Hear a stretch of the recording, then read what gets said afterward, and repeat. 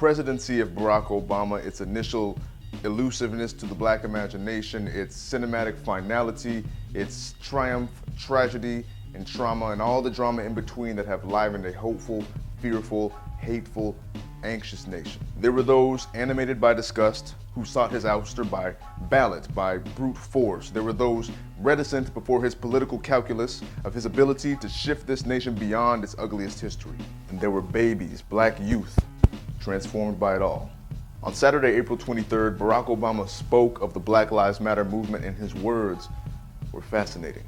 Once you've highlighted an issue and brought it to people's attention and shined a spotlight, and you can't just keep on yelling at them.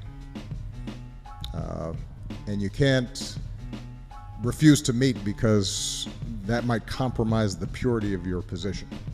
So the president's words are interesting because there is no Black Lives Matter movement without Barack Obama. I don't say that as some sort of suggestion that the president has been especially urgent or able in tending to the issues, the very specific issues concerning African Americans. No way. I say that as an observation. Black Lives Matter is what happens when black youth have to juxtapose the coronation of Barack Obama against the killing of Oscar Grant. Black Lives Matter is the refusal to allow the symbolism of a black president to supersede the lived trauma of being typically black in this great nation. So when the president speaks in London of the Black Lives Matter movement, he urges its leaders to embrace incrementalism and patience. He implores its followers to refrain from yelling, "I'm not offended or put off.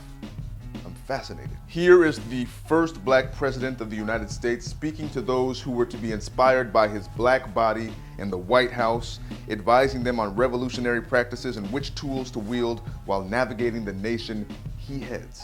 He decried the urge to yell, to which I respond, young black folk don't use our loud voices in lieu of other tools at our disposal. We yell because after having gifted this nation its first black president and witnessing the constraints of his agency with regard to black people, our voices seem to be the only tool we have left.